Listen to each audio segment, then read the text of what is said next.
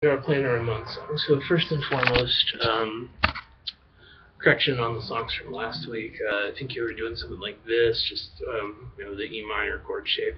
Just go back and watch me on the video, because the shape change we're doing is really straightforward. And we talked about how you could think of it if your initial impulse is to go this, then this.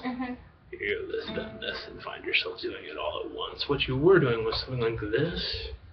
So yeah, just go back to the video and look at the page. But yeah, there we are. That's what we were doing. And today we talked about this wider range of motion. This is a very nice guitar. Excuse me. So our power chord shape that we learned last time was just the two-note power chord, and now we're gonna add our pinky. So we're going to be over the 7th fret when we're playing this tune. So let's pretend that it's antimatter below the 6th fret. Your thumb can't go there, no part of your hand can. And you're going to go 4 fingers all on the bass string. What that's going to facilitate is your thumb being in classical position like this, not up higher. What everybody wants is up higher initially because you can get more leverage that way. But as we move up higher, it becomes this bunched up hand thing. So yeah, just be in good position and try to push down. For starters, you could just hit 3 strings. You could just go, that would sound okay. But like we talked about in the lesson, when we're playing power chords, since there's a bigger picture and you like punk stuff, our goal is to have our index finger flop down. This is like a precursor to barring. Barring is when you actually fret every string, but what we're doing is just touching them such that they're muted. So it goes note, note, note.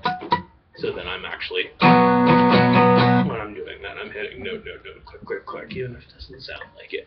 So try to do that unless it's seeming like that's the step where everything becomes impossible, in which case just do it like this and hit 3 strings and it's all good.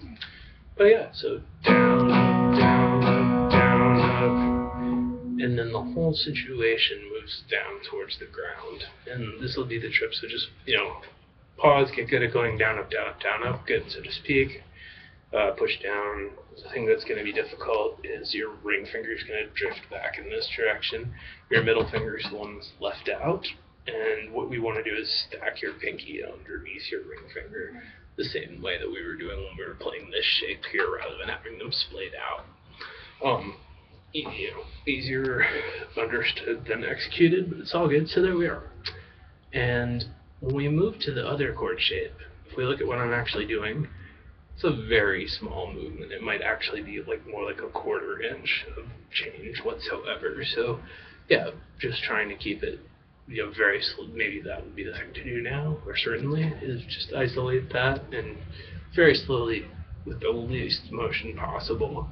And we're doing this because it's literally the same shape. We're going, I'm here, I'm here. That's the extent of what we're doing. So maybe when you initially do this, don't worry about pushing down. Just be sure you're in good position, meaning you're touching the right strings with the right fingers.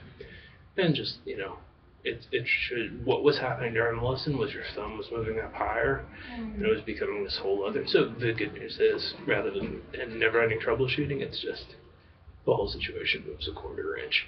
And we can hit the open 6th string, which sounds cool on it because it's an E chord, and that's the E string. So we're gonna go. So.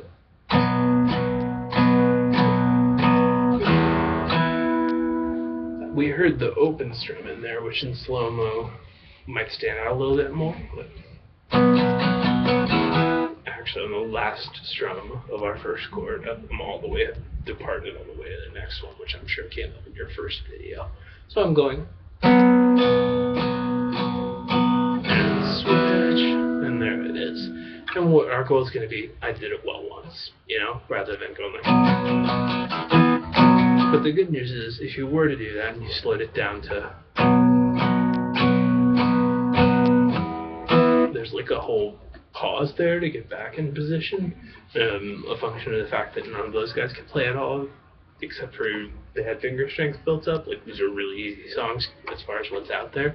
So there's a pause probably because that's what his subconscious did, because you can't really play. So there's us.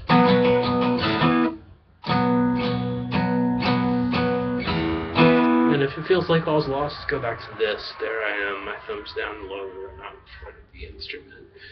Where to put your middle finger, if it's messing with you at all, just rest it comfortably on your first finger, or totally like flip the bird. If you watch Clapton playing, it's like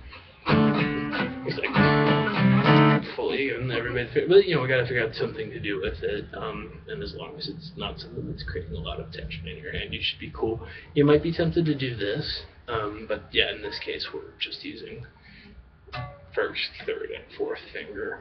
We might need that one to do various things in between. Hey, there we go.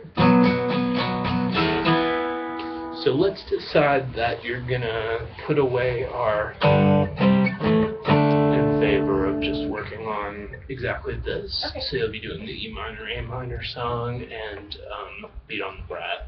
Okay. Putting away the other power chord song rather than loading you up with 3 things that have some